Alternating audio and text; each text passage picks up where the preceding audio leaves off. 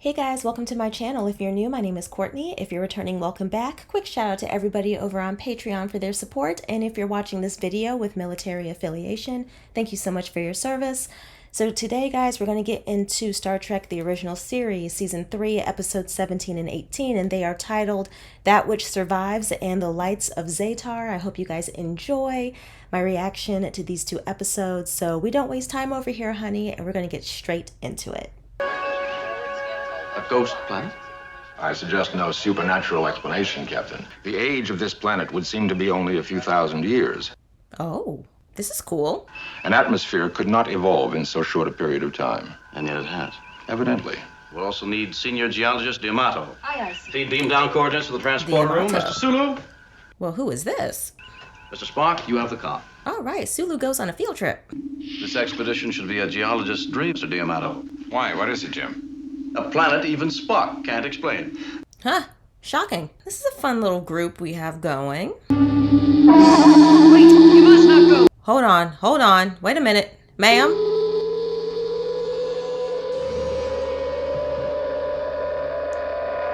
Oh, so they did see all of that in time. Well, lady, you could have gotten here a little bit sooner. That woman attacked Ensign White. Captain. Kirkton.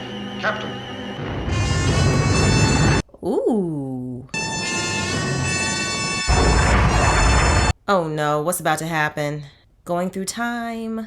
I don't know. What happened? The occipital area of my head seems to have impacted with the arm of the chair. Okay, well, not that. What happened to us? That we have yet to ascertain. Mr. Spock, the planet's gone. I got a reading of almost immeasurable power, but it's not there anymore. Kirk Enterprise. Nope, not there anymore. It's gone.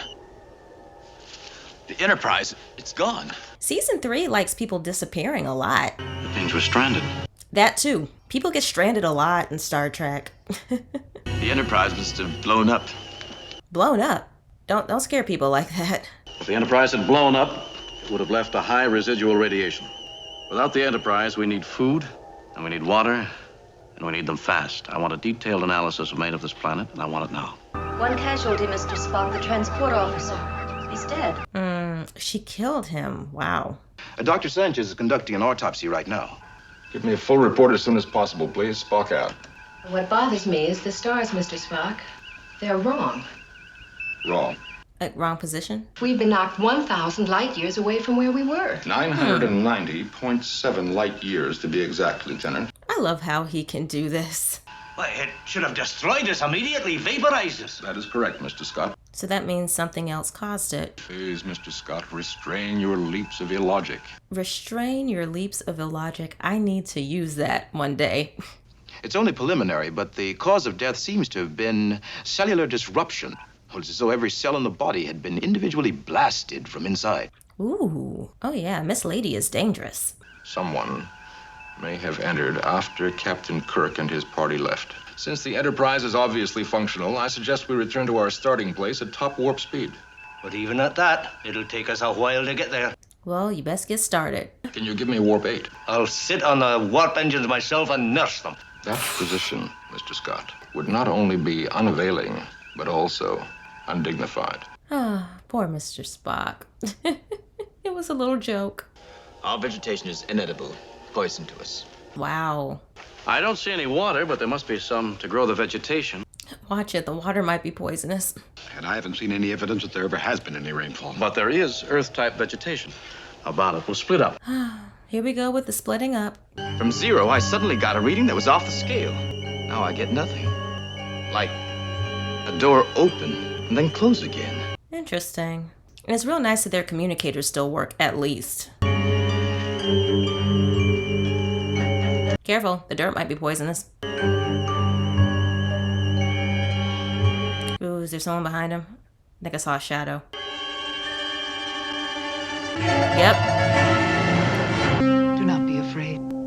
I'm not. Maybe you should be. You are Lieutenant D'Amato, senior geologist. Yes, and we're stranded here. You've been talking to my friends. Why's she looking like that? I'm not afraid. I am for you, Lieutenant D'Amato. Don't you touch him. You're the woman on the Enterprise. Took you long enough, brother. I want to have a conference about sharing your food and water. Do not call the others. She's trying to put him in a trance.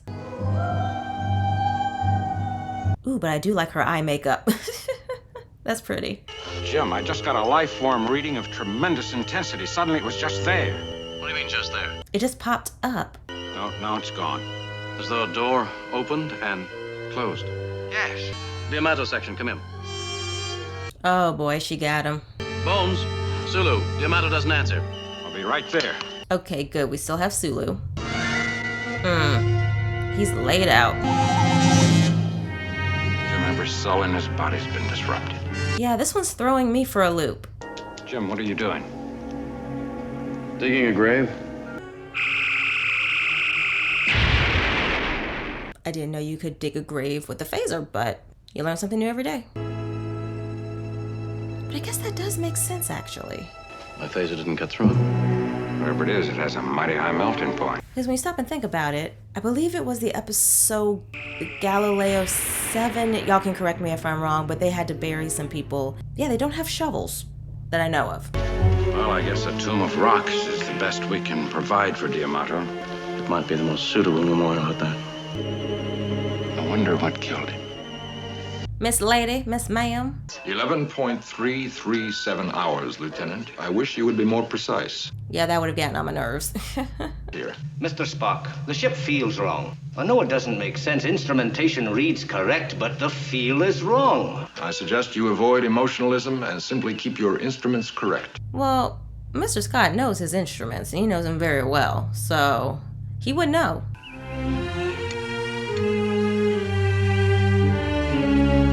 Oh, you sense it too now? It looks so lonely there. Until we know what killed him, none of us are safe.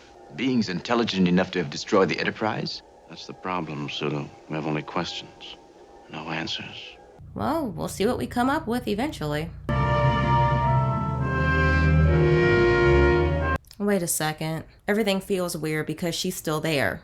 She can be in two places at once. Maybe she can split herself or something. I don't know. Check the bypass valve on the matter-antimatter reaction chamber. And Mr. Scott, the board shows correct. Just check, friend. Who are you? She's about to take him out. Show me this unit. I wish to learn. Don't do it, man. Come on. Oh, this is the matter-antimatter integrator control. Sir. That is the emergency overload bypass. A wise precaution, considering it takes the antimatter longer to explode. Sir, come on now. She is not supposed to be here. I am for you, Mr. Watkins. What is her end game? Thank you, finally. It's too late. Ooh. Oh, you poor lad. You should have yelled sooner, man. My assistant Watkins is dead. I didn't see it happen, but his last words were a warning cry about some strange woman. Security alert, all decks. Female intruder, extremely dangerous. Planet might be hollow. They might be shielding themselves from our sensor probes. It's a good theory. I'll take the first watch, sir. Take D'Amato's tricorder, set it for automatic distress. You'll never can tell. Aye, sir. Automatic distress? Like if there's a disturbance or something? Well, the pattern of cellular disruption was the same. But as to the cause, well, your guess is as good as mine. I suggest we refrain from guessing and find some facts. Spock out. I mean, y'all know how Mr. Spock is. Watkins must have been murdered. If there are more of those beings on that planet, the captain and the others are in very great danger. Yeah, we already lost one. I am unarmed. Who are you? That is not important. At this point, it is. You are Lieutenant Sulu. Who killed Lieutenant D'Amato? She did. All right. The captain will want to talk to you. That way. You do not understand. I have come for you. I want to touch you. Is this what keeps them alive? Or keeps her alive? Stop or I'll shoot. I don't want to have to kill a woman. Like she's replenishing her cells or something? Nope, nope, nope. Sulu, you might just want to take off in a run and just scurry around the planet. Captain Kirk! Captain Kirk! No, no, no, no, no, no! Do not. Don't let her touch the captain. That's how Tomato died. No. How can you destroy others and not me? I don't want to destroy. But you have to? Someone's making you? I mean you no harm. Now, until you need him. I must touch him. I am for Lieutenant Sulu. There's something in what she's saying. Like, she keeps saying, I am for this person. Maybe Spock was wrong.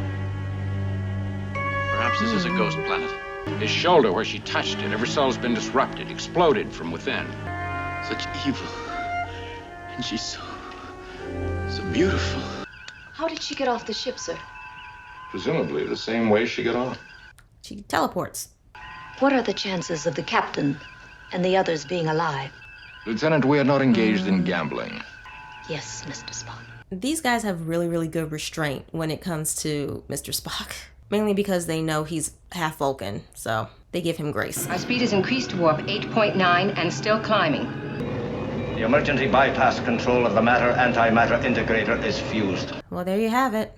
We should reach maximum overload in about 15 minutes. I would calculate 14.87 minutes, Mr. Scott. Fine. Perfect. This thing is going to blow up. And there's nothing in the universe can stop it. Okay, so we got 14.87 minutes to figure it out. Sulu's alive because I intervened. But that raises an even worse question. Why didn't she kill you? He wasn't her target. Sabotage. Aye, and a thorough job. Whoever murdered Watkins sabotaged this. Any matter that comes in contact with antimatter triggers the explosion.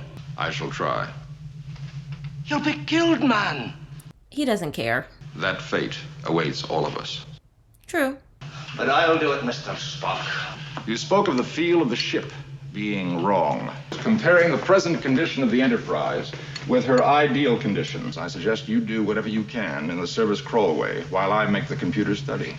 There you go. Split the work. Whatever destructive power this woman has seems to be aimed at one specific person at one specific time. Yep. I caught that.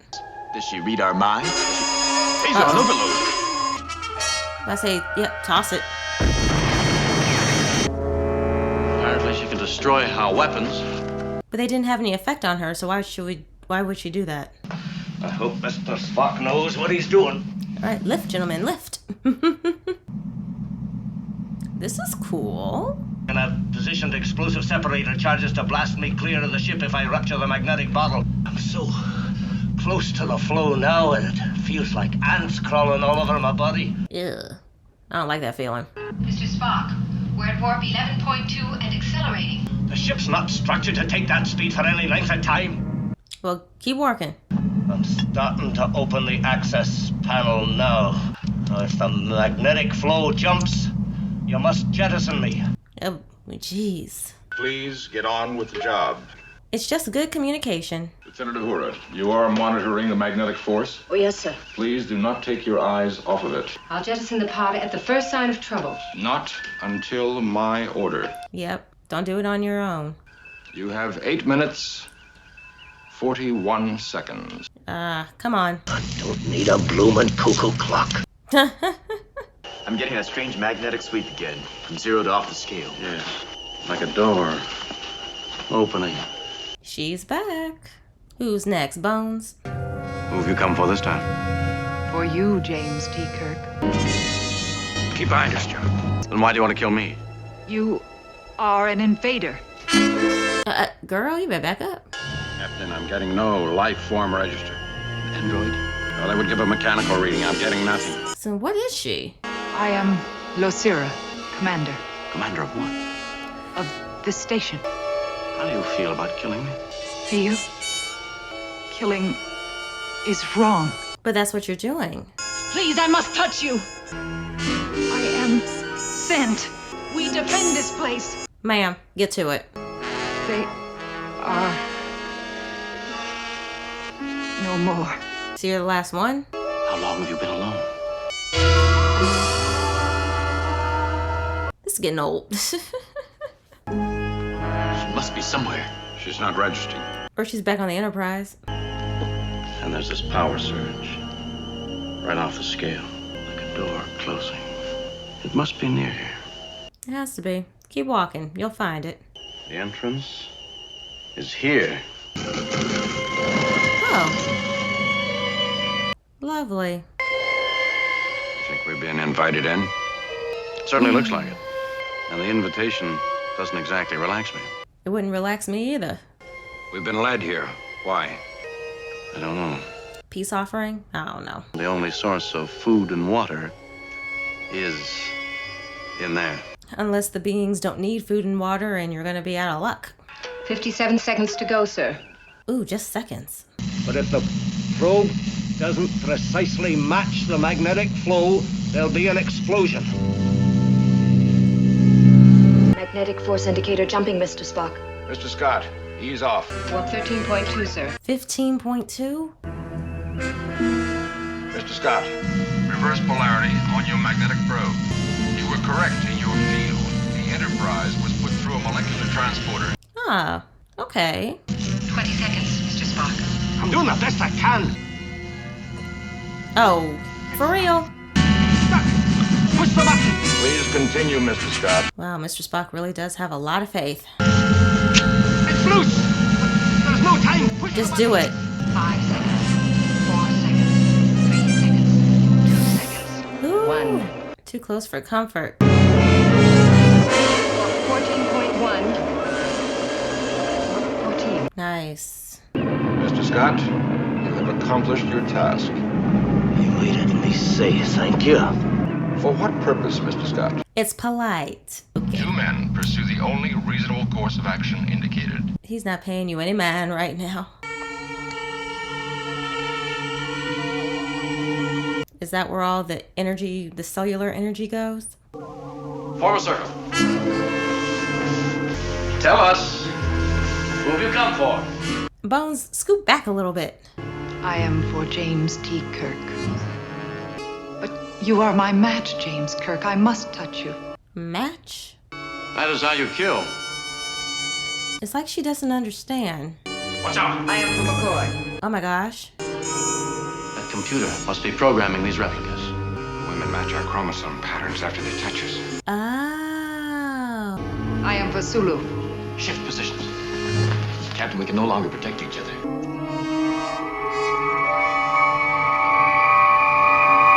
What? Spock, the computer, destroy it! It's not gonna work. Or is it? But what people created this? Are there any representatives here? There were replicas of one of them, but that power to recreate them has been destroyed. Okay. My fellow Kalandans, a disease has destroyed us. But we who have guarded the outpost for you will be dead by the time you take possession of this planet. I will set the outpost controls on automatic.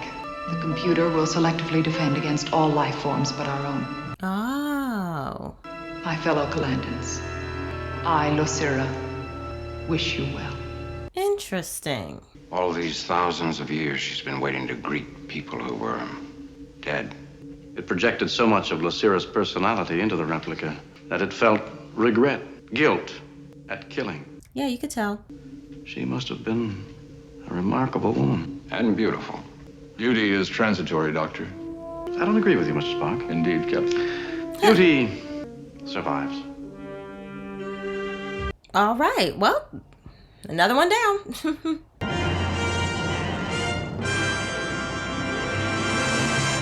So I was trying to figure out why she was talking the way she was talking. It was very... She kind of reminded me a little bit of the women from Spock's brain. And just the way she was delivering her lines.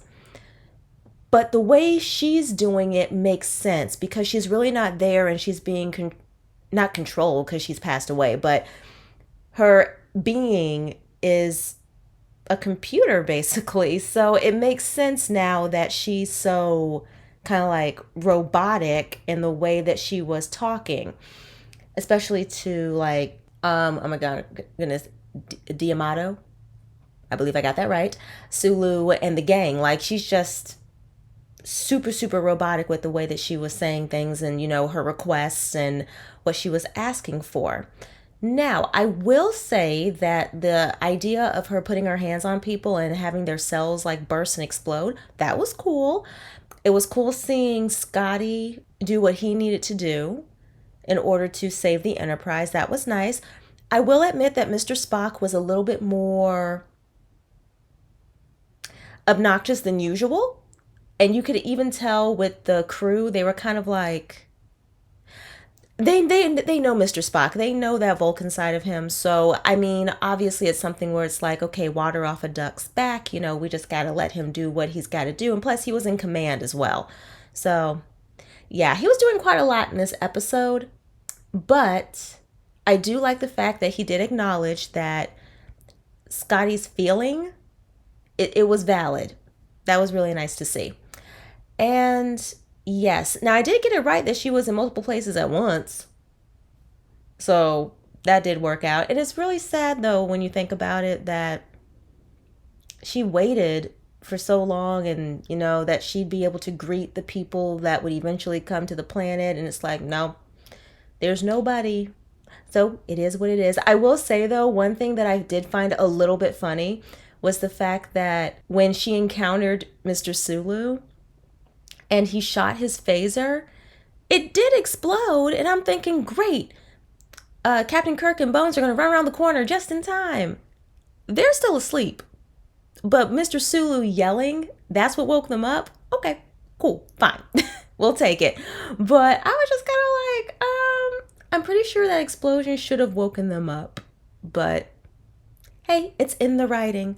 So I hope you guys enjoyed my reaction to this one, and we're going to scoot on to the next one and see what that one is about. The Enterprise is en route to Memory Alpha, containing the total cultural history and scientific knowledge of all Planetary Federation members.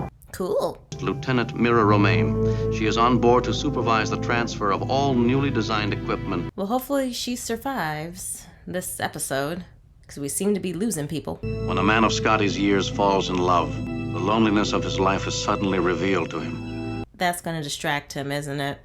Mr. Scott? See? Mr. Scott? You'll prepare for direct transfer of equipment to Memory Alpha. May I offer my congratulations on what will be your first assignment for the Federation? Yes, good luck, Lieutenant. Thank you. Look at Scotty's face. Captain, I'm picking up a high-intensity reading.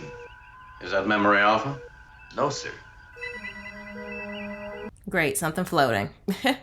What is that, a buoy? Magnification 8. It looks like that one-celled organism we saw from way back when. It's approaching at warp factor 2.6. No natural phenomena can move faster than the speed of light. It is definitely doing so, Captain. Therefore, it cannot be a phenomenon of nature. Right, it's something else.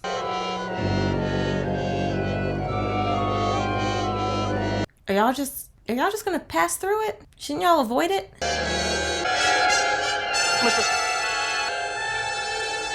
Wait a minute, what?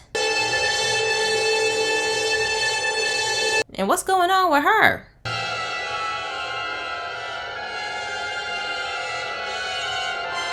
So we weren't trying to avoid this thing, why?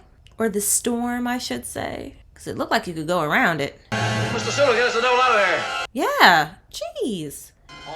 No, it's left something and it's done something to a whole bunch of people. Dr. McCoy, Mira! Emergency. Mira! Wait, oh my gosh, is she blind? Can she see? What's that you're saying? Oh dear. Ooh, it's latched onto her. Was she hurt by the fall or the action of the disturbance? Probably both. Well, after the disturbance was over, she just collapsed. You had quite a fall. I'm fine. No, you're not. You let me be the judge of that. Do you feel like walking to sickbay? I'm fine, Doctor. Really, I am. No, you need to be checked. Why? I feel You get to sickbay, Lieutenant. That's an order. Yes, sir. Captain, would it be all right if I went along to sick No, bay? Mr. Scott. No, stay focused. During the disturbance, Memory Alpha was hailing. I wanted to respond, but I couldn't make my hand move. It was not hands that were paralyzed, it was eyes. They were all affected. I couldn't utter a sound. Or at least affected differently. In each case, a different area of the brain was affected. Or attack. Mm-hmm. And Lieutenant Romaine seems most susceptible. Yes, she was affected in a way that no one else was. Are the readings corresponding, nurse? Everything appears normal, Doctor. What's that you're doing, nurse? Recording your responses in this computer. You're the only one that passed out, and I want to know why. I want to know why, too. Well, let them do their job.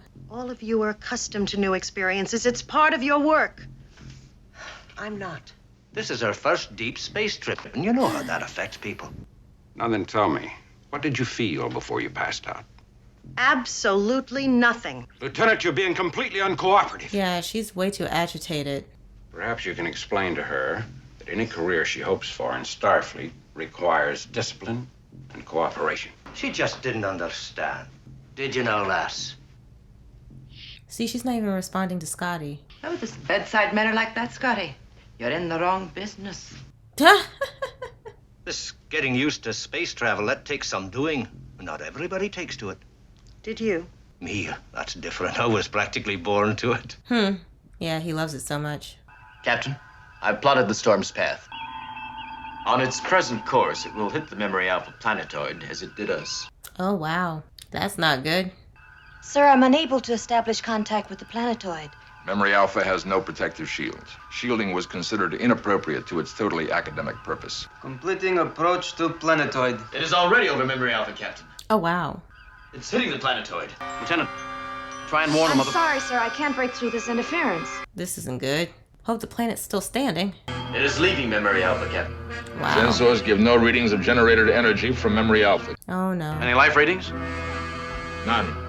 It really just took out a whole planet of people. Kirk to engineering, Mr. Scott, report. Kirk to engineering, Mr. Scott. He's probably still in sickbay. She's going to be fine, though. There's nothing wrong with her. Well, I'm relieved to hear your prognosis, Mr. Scott. Two of you meet me in the transporter room on the double. Scotty, stay with it. What in the world? Its silence is ominous. We are beaming down to investigate. I like this crew. Captain! What is it, a bunch of dead bodies? Oh. Yes, a bunch of dead bodies. And that's who we saw in her eyes, yep. Locate them. Keep them alive. We need more information about this enemy. Oh, there's one moving. Y'all do recognize that sound, right? The same garbled sounds Lieutenant Romaine made when she fainted after the storm. Mm-hmm. Absolutely sure. Oh, positive. Zulu here. Beam down, Lieutenant Romaine, immediately. Ooh. She's dead. Severe brain hemorrhaging due to distortion of all neural systems. Lieutenant, when you were unconscious, you were speaking. What did I say? Nobody knows. We found one person in there just barely alive. The rest were dead, and we...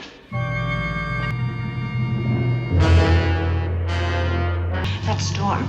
It's returning. I assure you that unexplained phenomenon was headed away from the planet. No, it's making a U-turn because they're connected. Yep, here it comes. The storm has reappeared on the long-range scanner and is closing fast.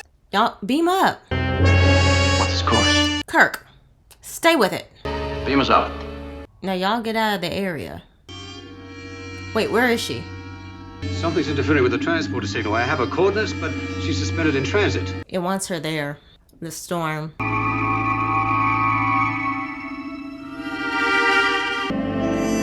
right, Mr. Sulu, get us out of here.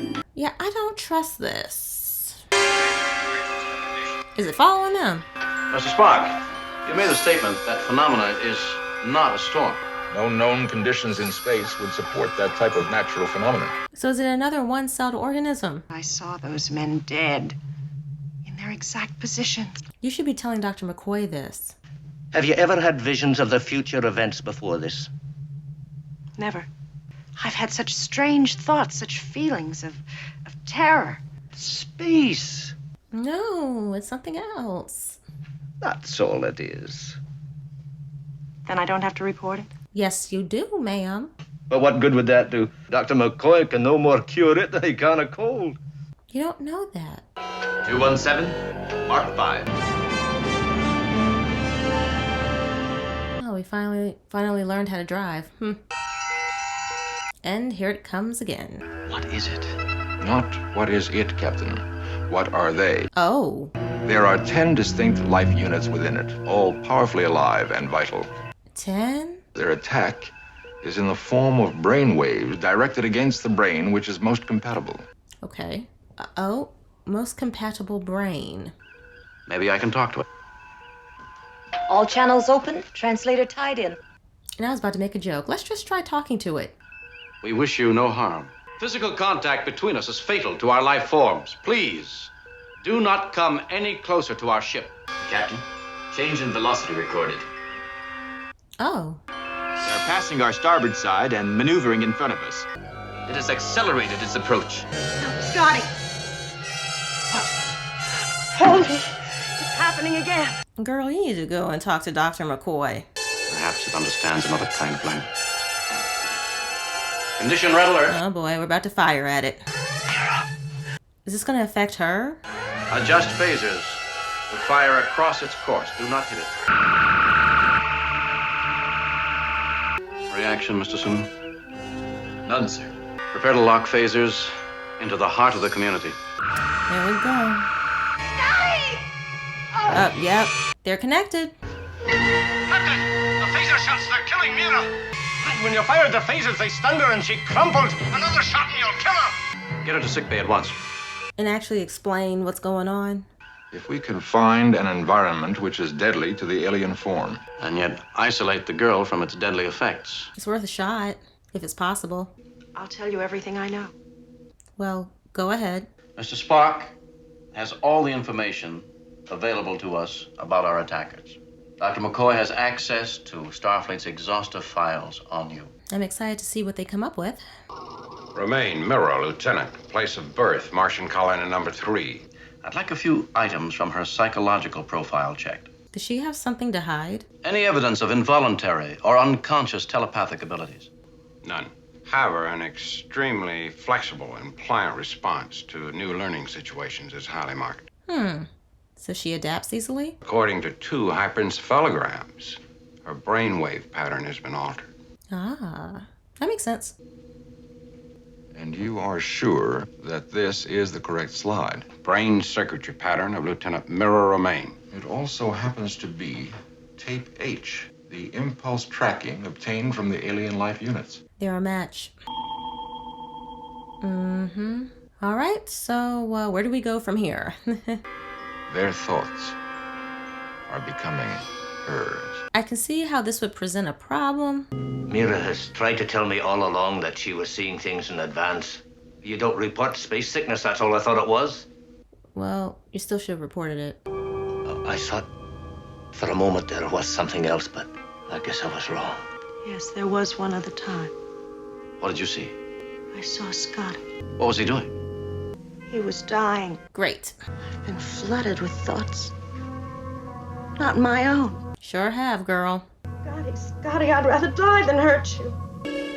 What's all this talk of dying? Didn't we lose Scotty briefly when he was involved with another young lady? They'll be here very soon. Let them begin to function through you. If we can control that moment, we have a chance. Will you try? Come on, girl. Tell me what to do. Perfect. Thank you for your cooperation. Prepare the anti-grav test units. Attention, all personnel, attention. Alien force has penetrated the ship. Attention all personnel. Alien being has penetrated the ship. Y'all better power walk through this ship. General quarters. Security condition 3. Ooh. Intruder alert. As soon as she has entered the gravity chamber, secure all ports. Don't touch me, Scott. Stay away. Oh, they fused with her. We've lost her to them. Not necessarily. Stay with us, Mira. Please stay. Try. I want to be with you. Oh, she might be able to fight it off. She might be stronger than we think. I am Mira Romaine. I will be who I choose to be. There you go, girl. You tell him. I would... Stay away, Scotty. This is what she saw. She cannot stop us. Ooh. You cannot prevent it. Mira. That's not Mira talking. Yeah, it's not. While she still retains partial identity, we can speak to them. They will answer using her voice. Yeah, let's get to the bottom of this. We have searched for a millennium for one through whom we can see and speak. We are from Zetar. All life was destroyed there long ago. Well, they said they've been roaming around for a long time. The mind and the will of the last 100 of Zetar. The last 100? At the peak of our plans to go, a sudden final disaster struck us down. At last, we have found someone through whom we can live it out. You know, these beings keep forcing themselves on people. We did not wish to kill. But you did kill.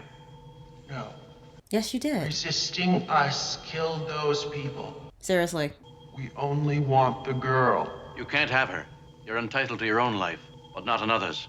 It is mine. I want to live it out. There you have it. Now y'all get out of her. The girl's life reading is becoming a match to the Zetarians. She's losing. We must get her into the pressure chamber. You realize the pressure needed to kill the Zetars might kill the girl, too. Mira will not kill me. Scotty, that's not 100% Mira.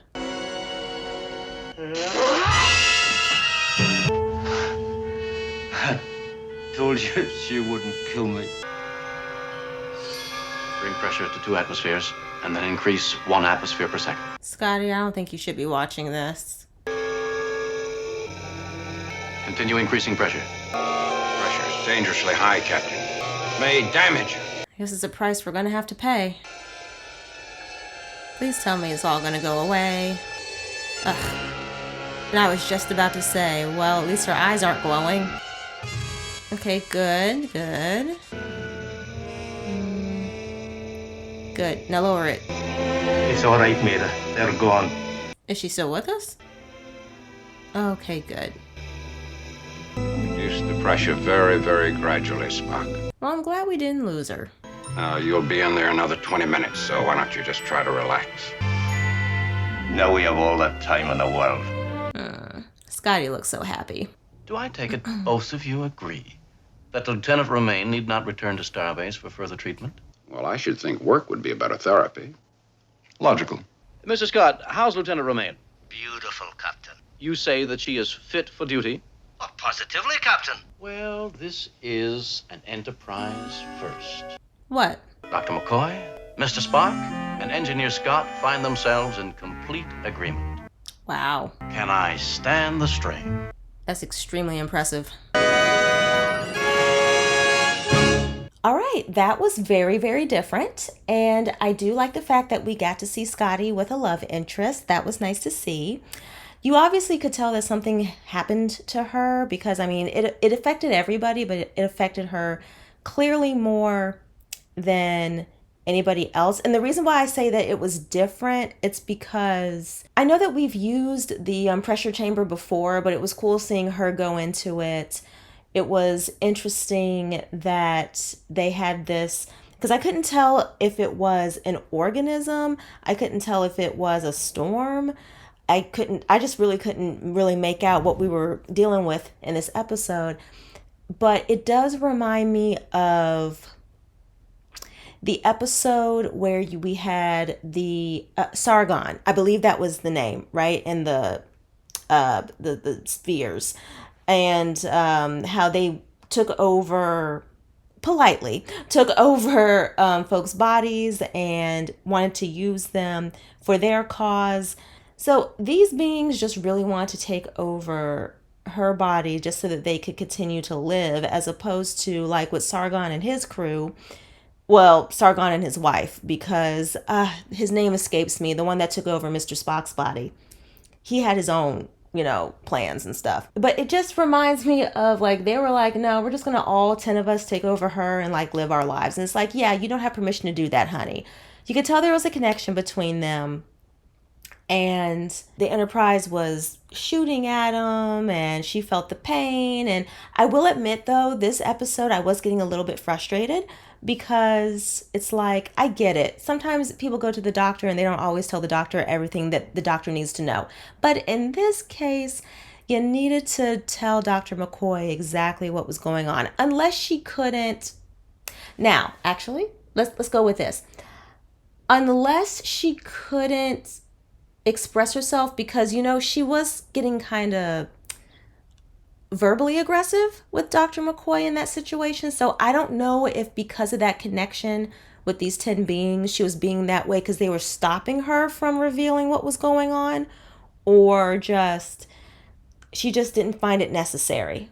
So that's how I feel about it. And obviously Scotty, he was love struck. He was just kind of like, she can do no wrong in my eyes kind of a thing. But yes, and it was nice to see that, you know, history changed in a little bit, not history, but like the future changed, where Scotty was supposed to have, you know, he was in the process of dying, but fortunately, you know, that didn't happen.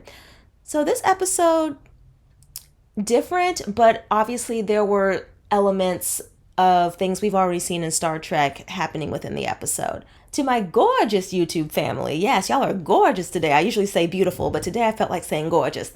Thank you so much for your support over here on the channel. Please don't forget to like, share, subscribe, and please hit that notification bell so that you guys know whenever I upload a new video. And I'll see you guys in whichever video you guys choose to watch. Hope you guys are having a great day. I'm doing fabulous myself, and I'll see y'all in the next one. Bye.